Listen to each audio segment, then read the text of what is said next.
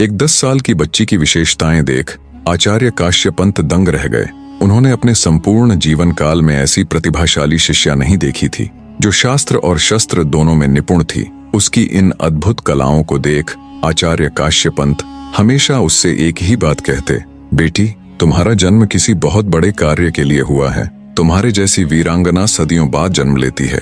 समय बीतता गया, जैसे चंदन को और अधिक रगड़ने के बाद उसकी खुशबू और अधिक तीव्र होती जाती है, वैसे ही विभित्सना भी हर विद्या में और अधिक निखरती चली गई। उधर राजा त्रिभुवनपाल का लड़का भी समय के साथ बड़ा होता चला गया। समय का चक्र घूमता रहा। लगभग 10 साल और बीत जाने के बाद राजकुमारी रुद्रलेखा और विभित्सना अपनी विद्या अध्ययन संपूर्ण कर आचार्य काश्यपंत से विदा ले वापस राजमहल को लौट आई। दोनों लड़कियां अब संपूर्ण जवान हो चली थीं।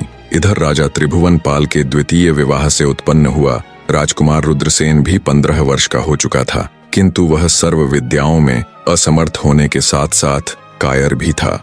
ऐसा अयोग्य पुत्र पाकर राजा त्रिभुवनपाल हमेशा दुखी रहने लगे और जल्दी ही उन्हें अनेकों छोटी बड़ी बीमारियों ने घेर लिया। अपने अंतिम समय को नजदीक देख राजा ने अपने दोनों बच्चों राजकुमारी रुद्रलेखा और राजकुमार रुद्रसेन में से उनके गुणों के आधार पर राजकुमारी रुद्रलेखा को अपना उत्तराधिकारी चुना। राजकुमारी को चुनने के कुछ समय बाद ही राजा ने अंतिम सांस ली। राजा की मृत्यु उपरांत पूरे राजमहल में घोर सन्नाटा पसर गया। पिता की मृत्यु से आहत राजकुमारी रुद्रलेखा का बुरा हाल था। दूसरी तरफ महारानी त्रिलोचना का भी वही हाल था, पर उसके दुख का कारण राजा की मृत्यु नहीं बल्कि उसके पुत्र को उत्तराधिकारी न चुनना था। उसके मन में दिनों दिन राजकुमारी रुद्रलेखा के प्रति द्वेष भावना बढ़ती गई। गद्दी पर बैठते ही राजकुमारी रुद्रलेखा ने अपनी प्रिय सखी विभित्सना को राज्य का महासेनापति नियुक्त कर दिया।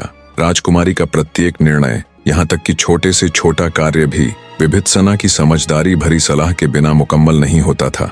विभित्सना भी सदैव उनकी छाया बनकर उनके साथ रहती। सब कुछ ठीक चल रहा था और समय का चक्र भी अपनी गति के साथ घूम रहा था। राजकुमार रुद्रसेन अब पूर्ण युवावस्था को प्राप्त हो चुका था। उसका हृदय भी अपनी माता के समान ही इस कटु सत्य को स्वीकार नहीं कर पा रहा था कि उसके पिता ने उसे उपेक्षित क्यों किया। हर रोज वो राजकुमारी रुद्रलेखा को सिंहासन से हटाने की कोई नई युक्ति सोचता रहता। राज्य में वो उस जहरीले सांप के समान बन गया था जो अपने शिकार के लिए नए नए मार्ग ढूंढता रहता है। महासेनापति विभित्सना की तीक्ष्ण बुद्धि इस सत्य को पहले ही भांप चुकी थी कि राजकुमारी के सौतेले भ्राता रुद्रसेन और उसकी माता त्रिलोचना के हृदय में राजकुमारी के लिए केवल और केवल द्वेष भरा है।